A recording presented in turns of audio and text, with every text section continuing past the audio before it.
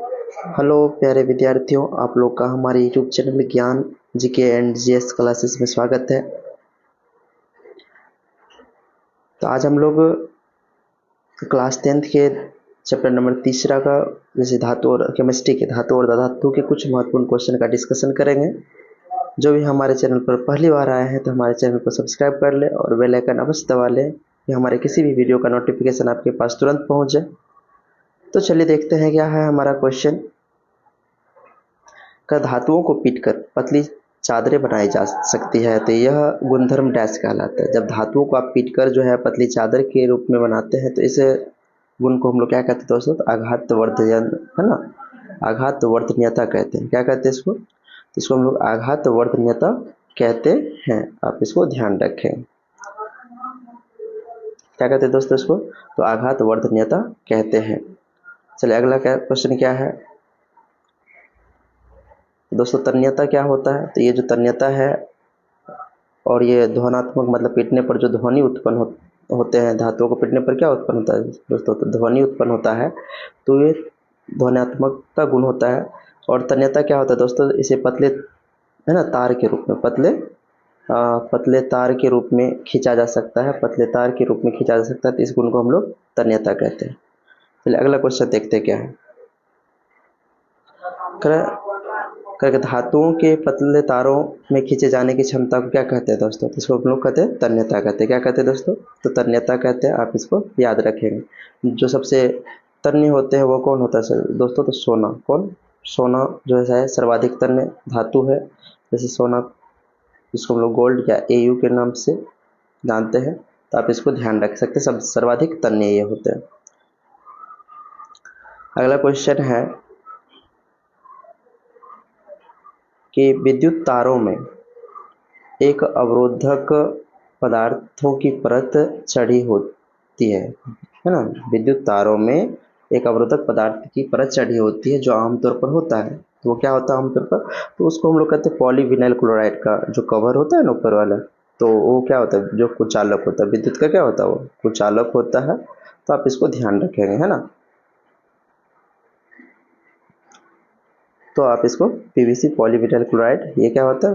विद्युत का कुचालक होता है ना। चलिए अगले क्वेश्चन देखते हैं क्या है। और ग्रेफाइट की बात करें दोस्तों, तो ग्रेफाइट क्या है? ये कार्बन का अपरूप है। किसका अपरूप है? कार्बन का अपरूप है। और यह विद्युत का क्या होता है दोस्तों? कुछ सुचालक होता है। विद्युत का क्या होता है? ये विद्युत का ये सुचालक होता है। विद्युत का सुचालक होता है। इसलिए सुचालक होता है क्योंकि इसमें मुक्त इलेक्ट्रॉन पाए जाते हैं। क्या पाए जाते हैं? मुक्त इलेक्ट्रॉन पाए जाते हैं।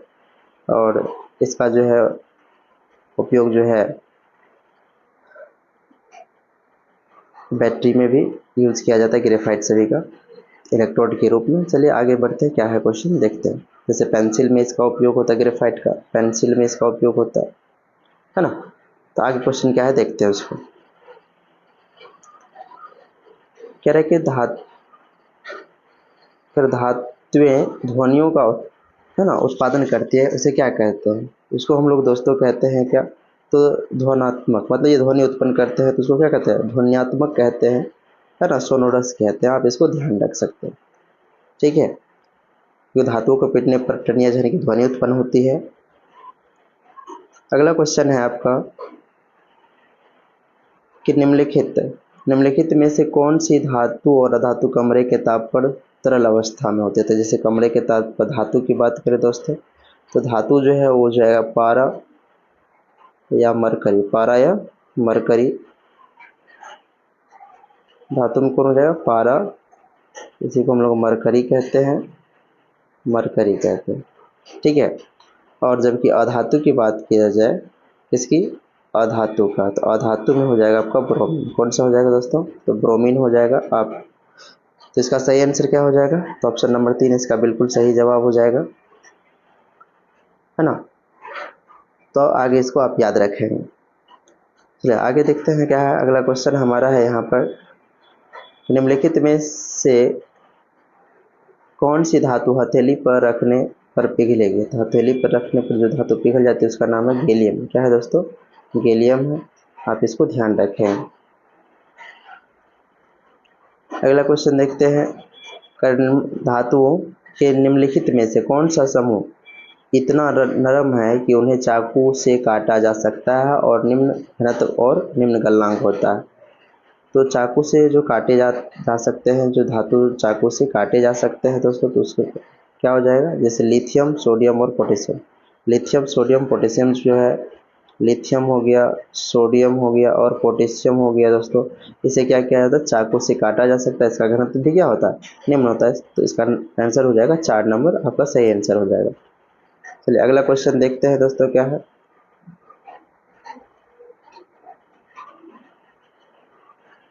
क्वेश्चन है कि एक्स और वाई ऐसे तत्व है जो वायु के साथ अत्यधिक अभिक्रियाशील है, अतः इन्हें केरोसिन तेल है ना, केरोसिन में भंडारित किया जाता है। तो एक्स और वाई क्या होंगे,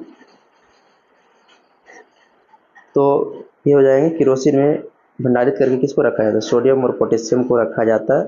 तो आप इसको ध्यान रखेंगे क्योंकि वायु से अभिक्रिया करके विस्फोट हो जाता है, इसलिए इसको किस में रखा जाता है, केरोसिन तेल में डुबोकर रखा जाता है। आप इसको ध्यान रखेंगे। अगला क्वेश्चन देखते हैं क्या है। कह रहा है क्या, क्वेश्चन है दोस्तों आपका कि तनु HCl के साथ अभिक्रिया करने वाली धातुओं का निम्नलिखित में से कौन सा सही अभिक्रियाशीलता क्रम है। तो कौन सही अभिक्रियाशीलता क्रम हो जाएगा इसका दोस्तों, तो सबसे अधिक क्रियाशील तो मैग्नीशियम होता है। अगर हम बात करें तो कुछ आपको याद रखना है, जैसे सोडियम है ना, पोटेशियम हो गया, सोडियम हो गया, कैल्शियम हो गया, मैग्नीशियम हो गया, एल्युमिनियम हो गया, है ना दोस्तों, जिंक हो गया। तो इस सब जो है सबसे अधिक हो जाएगा पोटेशियम, उसके बाद आपका सोडियम, उसके बाद जो है क्रियाशील होगा कैल्शियम, उसके बाद मैग्नीशियम, उसके बाद एल्युमिनियम, उसके बाद जिंक, उसके बाद आपका Fe हो जाएगा। तो आप इसको ध्यान रखेंगे, मतलब ये घट है ना, सबसे ज़्यादा कौन होता है, पोटेशियम हो गया क्रियाशील में। तो आप इसको ध्यान रखेंगे। तो यहाँ जो ऑर्डर होगा तो सबसे क्या हो जाएगा, पहले मैग्नीशियम अधिक क्रियाशील है एल्युमिनियम की तुलना में, और एल्युमिनियम जो है जिंक की तुलना में अधिक क्रियाशील है, और जिंक जो है लोहा की तुलना में अधिक क्रियाशील है। आप इसको ध्यान रखेंगे, ठीक है। क्वेश्चन आपसे यहाँ पूछे जा सकते हैं कि बताइए कि कॉपर है ना, कॉपर Ag और Au में सबसे अधिक क्रियाशील कौन हो जाएगा, तो कॉपर हो जाएगा। सबसे कम कौन होता है, तो गोल्ड होता है, सोना का। Au सबसे कम क्रियाशील होता है। चलिए अगला क्वेश्चन देखते हैं क्या है। कर अम्लराज या एक्वारेजिया, जिसको हम लोग कहते हैं अम्लराज, एक्वारेजिया को हम लोग कहते हैं अम्लराज भी कहते हैं। इसी को हम लोग शाही जल भी कहते हैं। क्या कहते हैं इसको, शाही जल भी कहते हैं इसको। तो आप इसको ध्यान रखेंगे। तो अम्लराज को ही शाही जल कहा जाता है। तो इसमें जो है HCl और HNO3 का जो अनुपात होता है ना, HCl और HNO3 का जो अनुपात होता है दोस्तों, वह 3:1 होता है ना। कितना होता है, 3:1 होता है। तो इसका ऑप्शन नंबर क्या हो जाएगा, 1 सही हो जाएगा। अगला क्वेश्चन है कि आयनिक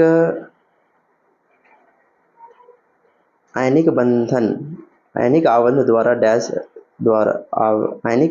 डैश द्वारा बनता है। तो विपरीत आवेशित आयनों का आकर्षण से, संयोजी परमाणु का इलेक्ट्रॉन हरा से, दो धात्विक तत्व अभिक्रिया करते हैं तब, या इलेक्ट्रॉनों का सहभाजन से। दोस्तों इसका सही आंसर हो जाएगा विपरीत आवेशों के आयनों के आकर्षण से ये बनते हैं। अगला क्वेश्चन है कि पृथ्वी की परत में स्वाभाविक रूप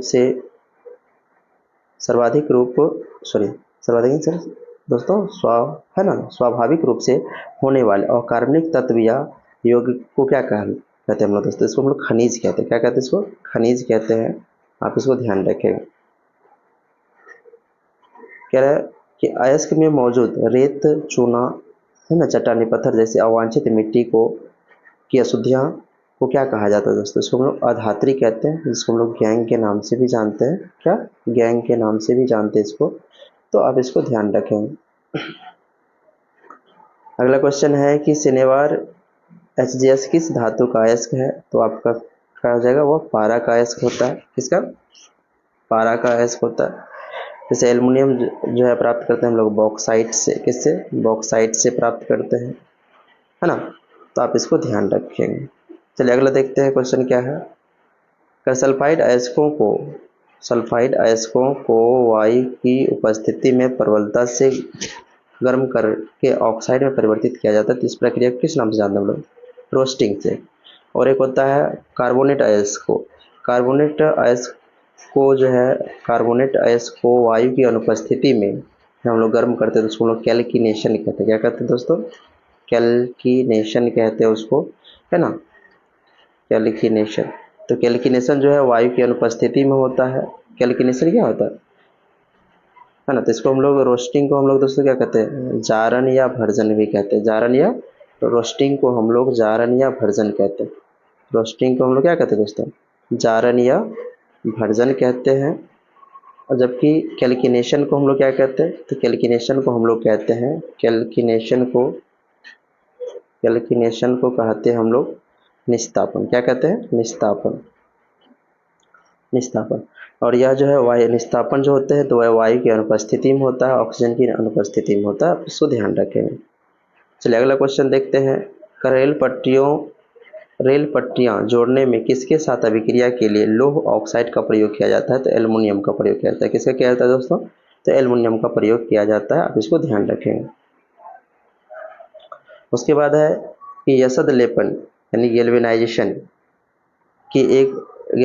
डैश की एक पतली परत के लेपन द्वारा आयरन को जंग से बचाने के लिए, है ना, एक विधि है। तो यह क्या हो जाएगा दोस्तों? तो यह जिंक क्या हो जाएगा? गैल्वेनाइजेशन में या यसद लेपन में किसका प्रयोग किया जाता है? जिंक का। किसका? जिंक का प्रयोग किया जाता है। आप ध्यान रखेंगे।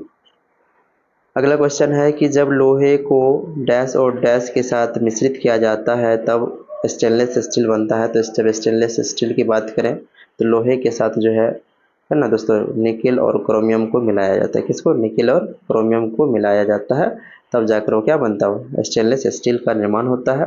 आप इसको ध्यान रखेंगे। अगर दो या दो से अधिक धातुओं के समांगी मिश्रण को डैश कहा जाता है। जब दो या दो से अधिक धातु के मिश्रण को हम लोग क्या कहते हैं दोस्तों? तो उसको हम लोग मिश्र धातु कहते हैं। क्या कहते हैं उसको? मिश्र धातु कहते हैं, है ना। तो एलवाई कहते हैं। आप इसको ध्यान रखेंगे। चलिए अगला क्वेश्चन है कि चांदी की वस्तुएं वायु के संपर्क में आने के बाद काली हो जाती है क्योंकि वे वायु में डैश के साथ अभिक्रिया कर लेते हैं। तो वायु में मौजूद सल्फर के साथ ये अभिक्रिया करके क्या होता है? इस पर अपने ऊपर काले रंग की परत चढ़ा लेता है ये। अगला क्वेश्चन देखते हैं। कह रहा है कि चांदी की वस्तुएं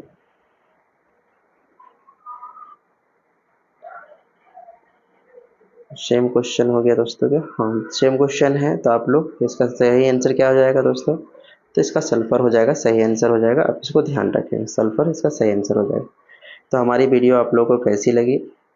अगर हमारी वीडियो आप लोग को अच्छी लग रही हो तो आप लोग अपने दोस्तों के साथ भी शेयर करें और हमारे चैनल को सब्सक्राइब करें और हमारे चैनल को बढ़ाने का प्रयास करें। दोस्तों आप लोगों के सपोर्ट से ही हमारे चैनल का भी, है ना, हमारे चैनल बढ़ सकते हैं। तो धन्यवाद।